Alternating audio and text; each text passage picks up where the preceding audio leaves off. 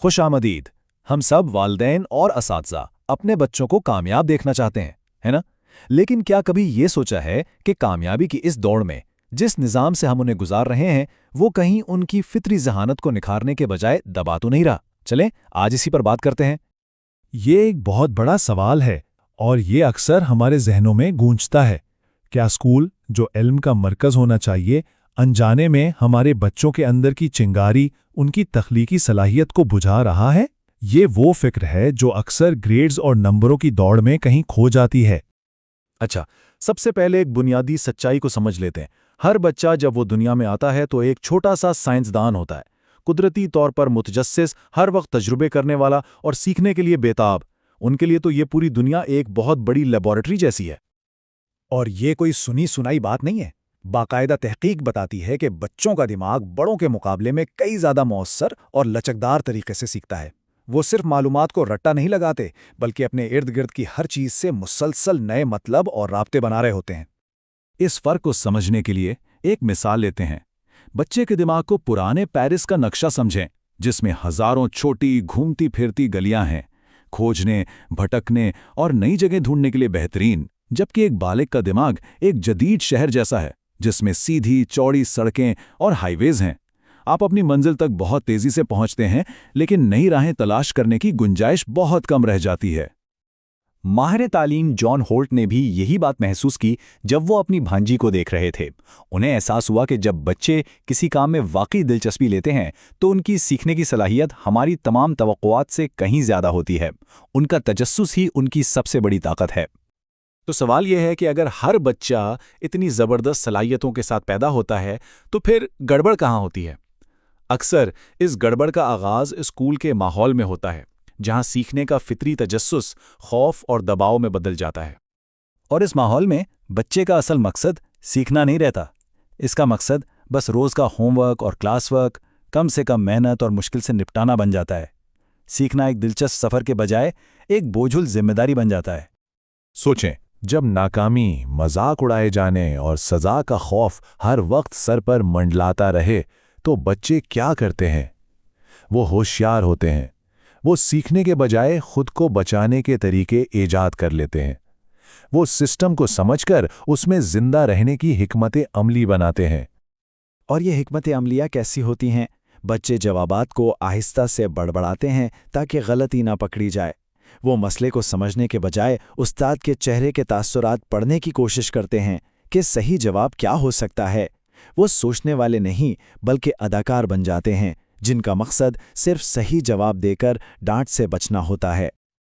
ये सूरत हाल सीखने के अमल को एक दिलचस्प सफ़र से एक सज़ा में बदल देती है। बच्चे, जैसा कि जॉन होल्ट ने कहा, जंजीरों में जकड़े कैदियों की तरह बन जाते हैं, जिन्हें सज़ा के खौफ से एक ऐसे रास्ते पर चलने पर मजबूर किया जाता है जिसकी मंजिल का किसी को इल्म नहीं। लेकिन इस सब की एक बहुत गहरी नफ्सियाती कीमत है। जब बच्चे सिर्फ और सिर्फ सही जवाब तलाश करने के जाल में फंस जाते हैं तो वो असल में सोचने की हिम्मत ही खो देते हैं, और यहीं पर उनकी तख्लीकी सलाहियत का गला घोंट दिया जाता है।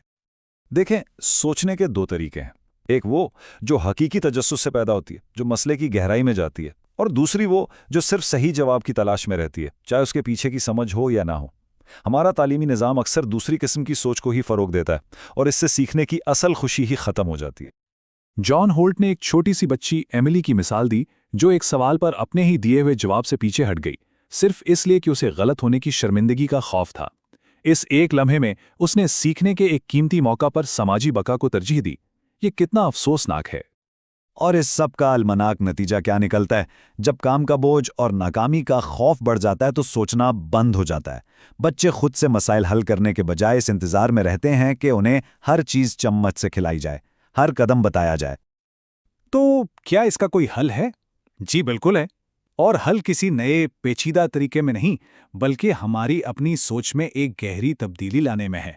हमें सिर्फ बच्चों के अंदर मौजूद उस फितरी सीखने वाले पर भरोसा करना है।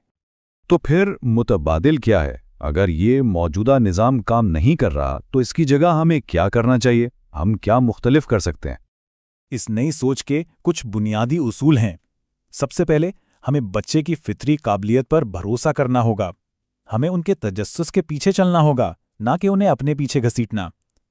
हमें सिर्फ सही जवाब की नहीं, بلکہ کوشش اور سوچنے کے عمل کی بھی قدر کرنی ہوگی، اور ہاں، ان کی آزادی کا احترام کرنا ہوگا۔ یہ بچے کو یہ پیغام دیتا ہے کہ تمہاری سوچ اہم ہے۔ اصل میں سیکھنا کوئی خاص الگ تھلگ سرگرمی نہیں ہے، یہ تو اس دنیا میں زندہ رہنے کا ایک فطری نتیجہ ہے۔ اس سانس لینے کی طرح ہے، اسے مضبوطی سے سکھایا نہیں جا سکتا، صرف اس کے لیے ایک محفوظ اور دلچسپ ماحول فراہم کیا جا سکتا ہے۔ آخر میں یہ صرف تعلیم کا معاملہ نہیں ہے، یہ بچپن کو واپس لانے کا ایک مشن ہے۔ یہ ہمارے بچوں کو گریڈز اور نمبروں کی اذیت سے آزاد کرانے اور انہیں سیکھنے کی اصلی خوشی واپس دلانے کے بارے میں ہے۔ یاد رکھیں، حقیقی سیکھنا تبھی ہوتا ہے جب اس کا کوئی مطلب ہو، کوئی مقصد ہو۔ جب بچے وہ کام کرتے ہیں جو وہ خود کرنا چاہتے ہیں اپنے مقاصد کے لیے، تو سیکھنا بوجھ نہیں رہتا بلکہ ایک اندرونی خواہش بن جاتا ہے۔ ایک متجسس سائنسدان سے ایک پریشان حکمت عملی ساز تک کا سفر لازمی نہیں ہے۔ یہ ایک ایسا نظام ہے جو ہم نے خود بنایا ہے، اور اس کا مطلب یہ ہے کہ اسے بدلنے کی طاقت بھی ہمارے ہی ہاتھوں میں ہے۔ تو آئیے خود سے یہ سوال پوچھیں، اگر ہم اپنے بچوں کو گریڈز اور ہر وقت صحیح جواب دینے کی اس آمریت سے آزاد کر دیں تو اس کے بدلے میں ہم انہیں کیا دے سکتے ہیں؟ شاید ہم انہیں اس سے کہیں زیادہ قیمتی چیز دے سکتے ہیں، سوچنے کی آزادی، تجسس کی خوشی اور زندگی بھر سیکھنے کا کبھی نہ ختم ہونے والا جذبہ۔